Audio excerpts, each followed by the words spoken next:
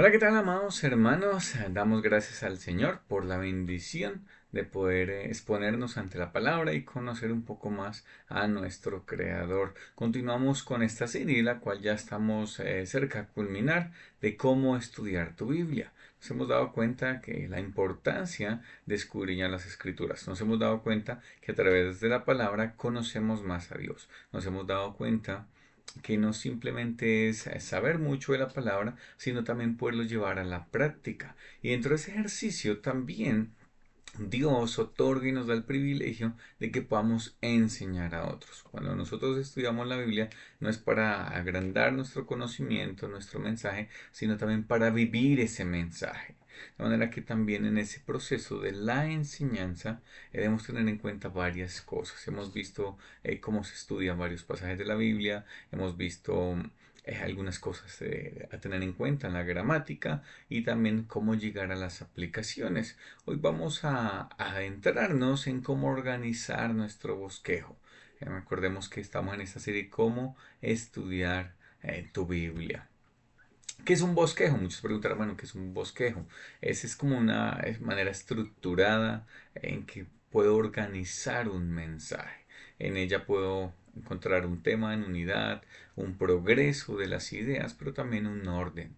Algunos organizan los bosquejos así con temas principales, con temas secundarios, introducción, conclusión, y vamos a darnos cuenta de algunas partes del bosquejo, la importancia de ellas, a dónde debemos apuntar con cada una de esas partes, pero también vamos a ver un ejemplo en este día. Entonces, ¿cuáles son las partes de un bosquejo? En los bosquejos pues debe haber una introducción. ¿Cuál es la meta con la introducción? Yo voy a presentar este mensaje, voy a comunicar este mensaje. Si estamos estudiando en la iglesia, en la congregación, estamos estudiando la carta de Pedro. Entonces, ¿cuál es el tema de Pedro? ¿Qué es la importancia de este mensaje?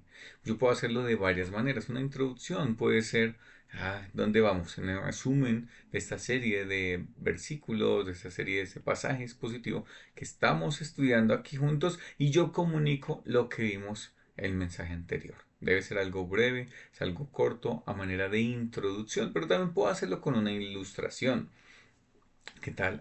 No, bueno, ¿y qué tal nosotros en medio de la prueba? ¿Qué es la prueba? No, la prueba podría ser esto y lo ilustro de una manera, ya sea con una historia, con una anécdota, o tal vez de manera gráfica, o bueno, con una historia también de la misma palabra. Y también puedo comunicar esa introducción con la necesidad que el oyente tiene para escuchar este mensaje. Estamos hablando de la prueba, ¿no? Y ¿qué hacemos en medio de las pruebas? ¿Qué tan importante es saber cómo comportarnos en medio de la prueba? Y yo estoy dándole ideas para después decirles, mira lo que dice la palabra acerca de la prueba, acerca de este asunto. Entonces, lo que estoy haciendo con la introducción es contestando una pregunta. ¿Por qué necesitas escuchar este mensaje? ¿Por qué es tan importante? La introducción es algo que engancha al auditorio, es algo que captar la atención, pero también es una manera en que yo presento lo que voy a comunicar. Después de tener la introducción, pues nos entramos a lo que es el cuerpo del mensaje. Dentro de ese cuerpo del mensaje, pues tenemos ideas principales y ideas secundarias. ¿Cuál es la idea principal? La que abarca el tema central. ¿Cuál es el tema central de lo que yo quiero comunicar? Entonces, cuando yo estudio, no sé, si me ha dado a estudiar un tema, si me ha dado a estudiar tal vez un pasaje en la escritura, yo voy a identificar cuál es el tema central, cuál es el tema principal, cuál es la idea que abarca este pasaje. Entonces, eso lo identifico a través de la lectura, a través de la oración y a través de las otras herramientas que nosotros vimos en esta serie. ¿Mm? Y las ideas secundarias son las que desarrollan cada una de esas ideas principales. Y ya ahorita vamos a ver un ejemplo para tenerlo un poco más claro.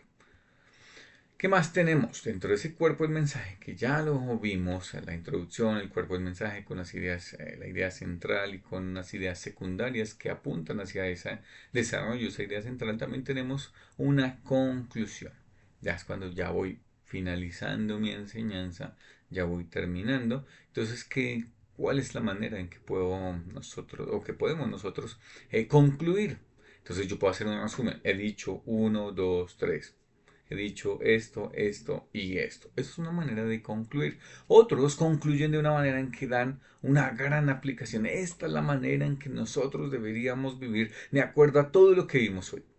Entonces una gran aplicación y las personas se van para su casa y tienen en su mente esa aplicación final grande que se dio ahí. O una ilustración final también. Entonces tal vez se cuenta una historia, algo que resuma lo que ya vimos. Una buena anécdota que haga viva también esa palabra que fue enseñada en ese día.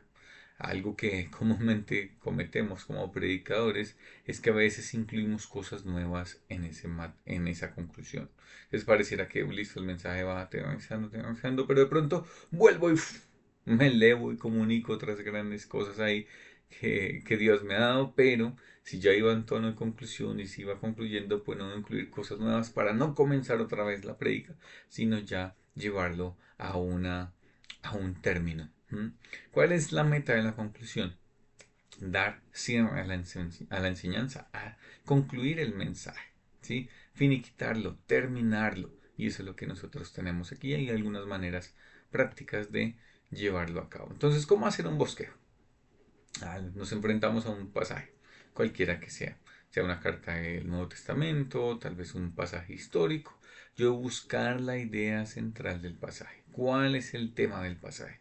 Supremamente importante porque si nosotros identificamos el tema principal, podemos desarrollar el mensaje conforme a lo que la palabra también está diciendo. Después de identificar la idea central, debo buscar las ideas principales, lo que el pasaje me dice acerca de este tema. ¿Qué me dice el pasaje acerca de el amor de Dios? ¿Qué me dice el pasaje acerca de, no sé, la salvación? ¿Sí? Y cómo el pasaje desarrolla ese mismo tema. Entonces busco la idea central, el tema central, el asunto primordial aquí, la idea que me abarca absolutamente todo, pero también esa idea que me abarca tiene una serie de subdivisiones que son esas ideas principales.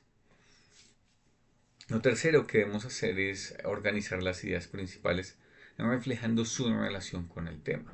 Que a veces tenemos la tendencia a poner tal vez punto principal Dios, segundo punto Jesús, tercer punto el Espíritu Santo, pero no están comunicando una idea, sino esas ideas principales tienen una conexión con el tema central. Todos los subpuntos, todos los temas secundarios deben contribuir al mensaje. ¿Cómo es que esta idea está relacionada con el tema central del pasaje? Es lo que nosotros estamos tratando de contestar al organizar esa serie de ideas. Y lo cuarto es llenar nuestro bosquejo con ideas secundarias, llenar nuestro bosquejo con ideas secundarias. Entonces, ahorita lo vamos a ver en un ejemplo, porque tenemos una idea central. Dios ama al ser humano. ¿Cómo Dios mostró ese amor? Entonces Dios amó de la manera en que envió a su hijo a morir. Dios amó para que todo aquel que en él crea. Y voy llenando con subtemas mi bosquejo. Entonces esa es la manera en que nosotros vamos a ir desarrollando. Vamos a ver un ejemplo hacia toda velocidad en ese tiempo que tenemos. El texto que nos enfrentamos es 2 Timoteo capítulo 3 versículos 16 al 17, que es muy conocido, tal vez lo tengas memorizado, y dice así la palabra: toda la escritura es inspirada por Dios, útil para enseñar, para redarguir, para corregir, para instruir en justicia. Versículo 17, a fin de que el hombre de Dios sea perfecto, enteramente preparado para toda buena obra. Entonces ahí tenemos el pasaje. Oramos al Señor, le pedimos su guía, le pedimos su dirección y después nos adentramos en un estudio. Pues analizamos el contexto, tenemos en cuenta las palabras claves y una de las maneras de encontrar las ideas centrales es subrayando los verbos. Entonces vamos a subrayar los verbos aquí con negro. Hay dos verbos principales que son vinculantes a la palabra. Vamos a darnos cuenta de ello. Entonces subrayamos los verbos. Toda la escritura es. Ahí tenemos un verbo. Y es el verbo ser o estar. ¿Y qué nos dice que es la Biblia? Es inspirada por Dios. Entonces tenemos ahí subrayada. Esa frase es supremamente importante, que es lo que está comunicando el texto bíblico. El otro verbo que encontramos principal está en el versículo 17. Dice: a fin de que el hombre de Dios sea perfecto. Entonces, ¿cómo es perfecto el hombre de Dios? Y ahí entra a colación la palabra de Dios inspirada con su utilidad.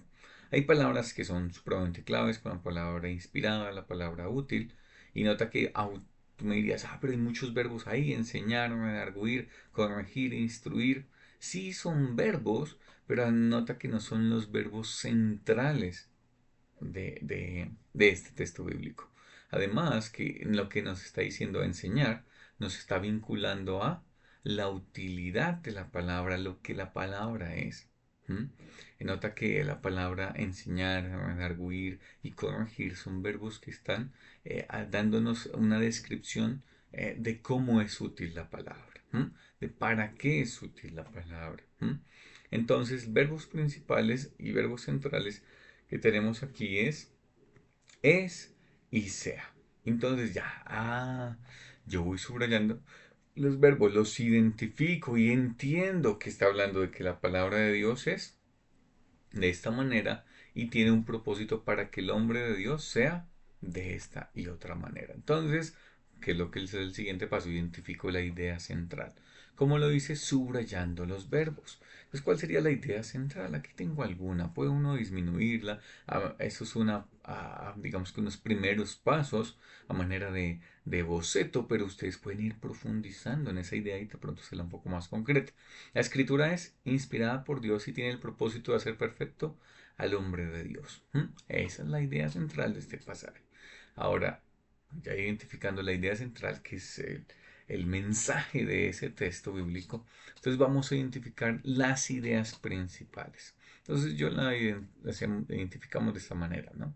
La idea en la Biblia es inspirada por Dios. Es la primera idea central que tenemos ahí.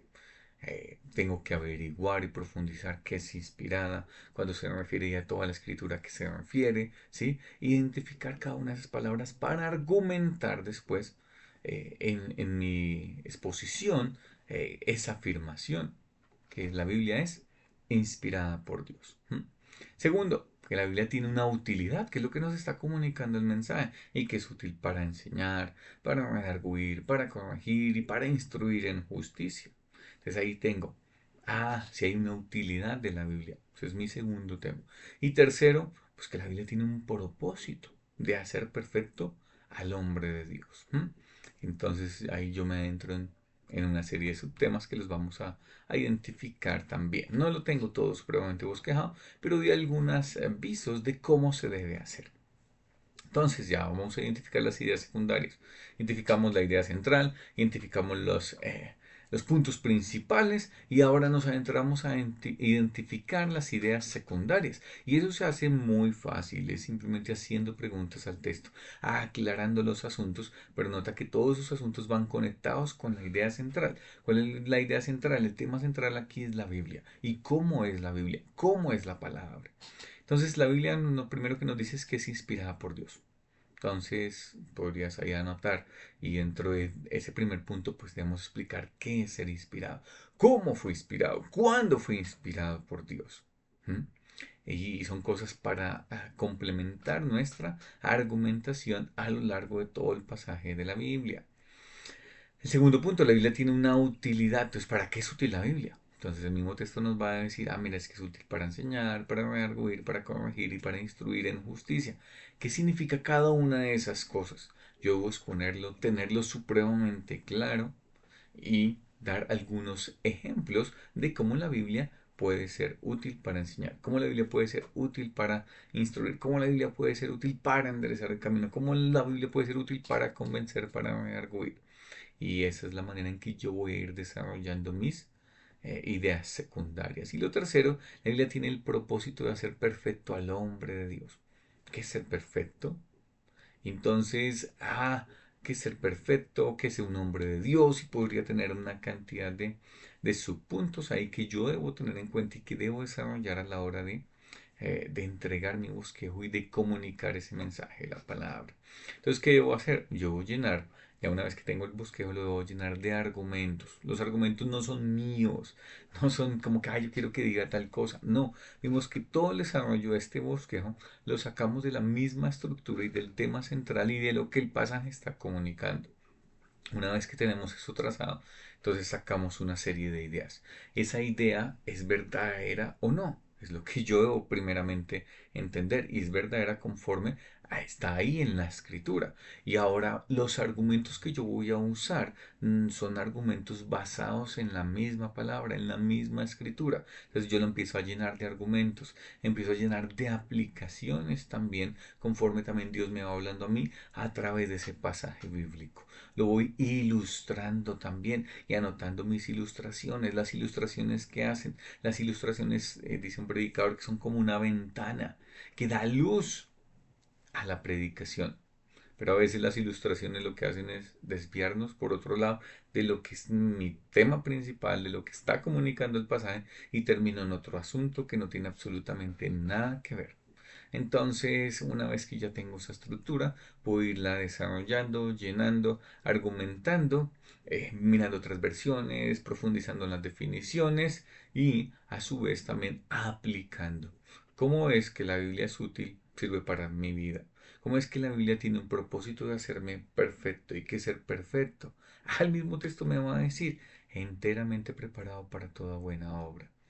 ¿Listos? Dejando a un lado todo el tema, digamos que académico de toda esta parte de hacer un bosquejo, nos enfrentamos ante este pasaje y hemos de ver aquí varias cosas, ¿no? Nos deja ver este pasaje la importancia de la palabra en nuestras vidas. Quiero ser enseñado por Dios, pero no estoy dispuesto ante la palabra. Quiero enderezar mi camino, quiero ser convencido de pecado. Paso tiempos en que leo la Biblia y no me confronto con mi pecado, en que pienso que todo está marchando muy bien. ¿Y sabes por qué es? Porque la Biblia no me está arguyendo, porque yo no estoy pasando tiempo allí. La Biblia me es útil cuando, no sé, mi esposa, mi hijo o cuando yo mismo me percato de ello en la palabra, la luz como un espejo y me doy cuenta yo debería estar andando de esta manera. Y la misma Biblia y Dios me endereza mi camino, me corrige. ¿Ah? Pero no solo me dice, mira, me enseña, no solo me convence de mi pecado, sino también me endereza en mi caminar y me dice cómo es que yo debo andar. Me instruye hacia el punto de decirme, Daniel, así debes andar. Daniel, no deberías estarte enojando con tu esposa. Daniel, no deberías disciplinar con ir a tus hijos. Daniel, estás invirtiendo mal tu tiempo, gastándolo en un montón de cosas. Y la misma Biblia me va llevando, no simplemente por enderezándome mi camino, sino también por el camino que yo debo andar. Porque ¿qué quiere la Biblia? Versículo 17. Y el propósito de Dios, el propósito de Dios de que nosotros nos expongamos ante la palabra, es que como hombres, como mujeres de Dios, seamos perfectos. Y la perfección no significa que no cometamos pecado. La perfección no significa que nunca quebrantemos la ley. La perfección no significa nada de ese tipo de cosas, sino se habla de estar completo, de estar lleno, de estar pleno. Y la misma palabra nos va a decir que podemos estar enteramente preparados para toda buena obra. Nos vamos a enfrentar a una situación en que salimos tal vez de nuestra casa y que vamos a atender a nuestro trabajo, a nuestro transporte. ¿Cómo me voy a comportar en el transporte público? ¿Voy a actuar como uno más o voy a ser esa persona que leí la palabra y dice que estimar a los demás como superiores al mismo? Y pienso en la otra persona, en el bien de la otra persona. Me levanto y ¿qué es lo primero que hago? Viene a mi mente el texto bíblico de madrugada te buscaré, Señor, estoy aquí delante de ti en oración. Estoy buscándote en la palabra, porque tu palabra dice que es de esta manera. Y yo estoy enteramente preparado para toda buena obra. De manera que la misma palabra que es inspirada por Dios, que Dios mismo la sopló, la comunicó, la inspiró, tiene una utilidad para mi vida hoy día y me sirve hoy día. Eh, Dios quiere que maduremos, que crezcamos y para ello es la importancia y la vitalidad de estar en la palabra. No hay atajos para la madurez. Debemos permanecer en la escritura porque ya nos va a enseñar, porque ya nos va a arguir, porque ya nos va a enderezar nuestro camino, pero también nos va a enseñar el camino que debemos andar. Y en la medida que nosotros nos sometamos a la palabra, que nos exponemos ante la palabra y que vivimos la palabra, estaremos enteramente preparados para toda buena obra.